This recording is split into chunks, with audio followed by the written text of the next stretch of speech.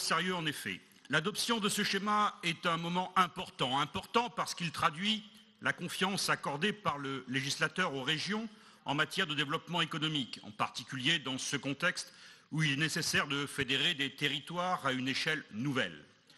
Nous partageons pleinement la vision territoriale du Césaire qui vient d'être évoquée. D'ailleurs, les documents annexés à votre rapport traduisent un fort investissement de nos partenaires territoriaux avec souvent des contributions de grande qualité. Moment important compte tenu de la situation de l'emploi et de la nécessité de lutter contre le chômage.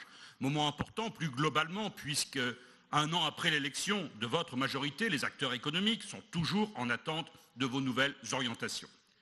Nous avons bien noté la reprise d'un certain nombre de dispositifs techniques mis au point par nos majorités précédentes. Évoquons par exemple des dispositifs dits d'ingénierie financière pour accompagner les entreprises en haut de bilan, un appel à projet pour le thermalisme bien-être santé dont nous avions antérieurement posé les bases, dont acte.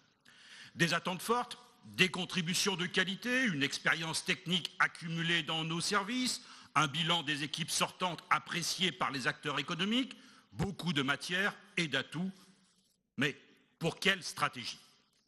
Votre proposition de développement pour la première région industrielle de France tient malheureusement en quelques formules imagées, choisies dans un registre volontariste, chassé en meute, guichet unique par exemple, mais qui ne sont que des slogans creux. De même, vous croyez frapper les esprits en citant le chiffre rond de 10 000 entreprises accompagnées chaque année, image contre image. Je me permets de rappeler qu'il y a 550 000 entreprises dans notre région. Quelles sont vos positions pour 98% des entreprises régionales qui ne seront donc pas concernées? La région n'est-elle qu'un guichet de banque? Pourquoi le mot emploi est-il banni du texte final?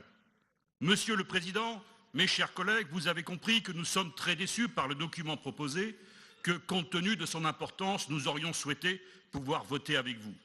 Trop de questions restent cependant sans réponse, comme l'a fort bien souligné Madame Desclosaux. Comment la région assure-t-elle efficacement son rôle de chef de file de tous les territoires d'Auvergne-Rhône-Alpes?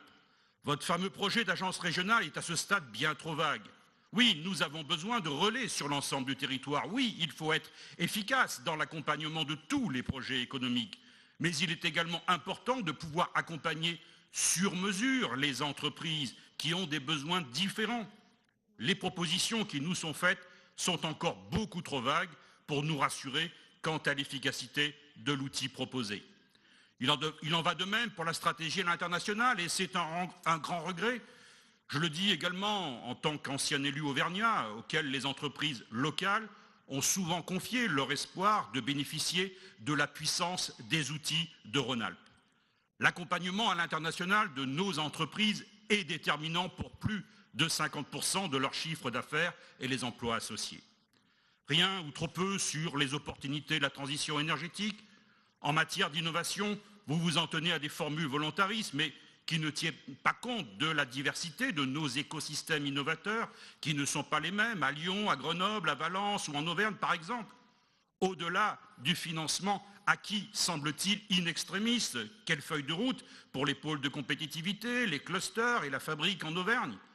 À les entendre ces jours-ci, dans la vallée de l'Arve, dans le numérique ou les éco-industries, les chefs d'entreprise ne sont pas convaincus de vos promesses. Vous avez souhaité faire de ce schéma le schéma de l'économie sociale et solidaire. Pas de problème. Mais vos 10 lignes généralistes ne disent rien du soutien à un secteur de proximité qui représente 12% des emplois en région. Enfin, en proposant d'utiliser systématiquement la subvention directe aux investissements des entreprises, vous affaiblissez considérablement notre capacité à soutenir la performance globale de nos entreprises, leurs emplois et leurs projets. En priorisant au contraire les avances remboursables, nous augmenterions notre effet de levier sur l'écofinancement grâce à un fonds en permanence renouvelé. À ce stade, vous le comprendrez, Monsieur le Président, nous ne retrouvons pas une ambition économique à la hauteur des attentes des entreprises, des territoires et de l'ensemble de nos concitoyens. Ambition digne de la 2e région de France et 7e région européenne. Le débat à venir sur les amendements, nous l'espérons, peut encore permettre d'en limiter les principales carences. Nous en jugerons. Merci. Merci beaucoup.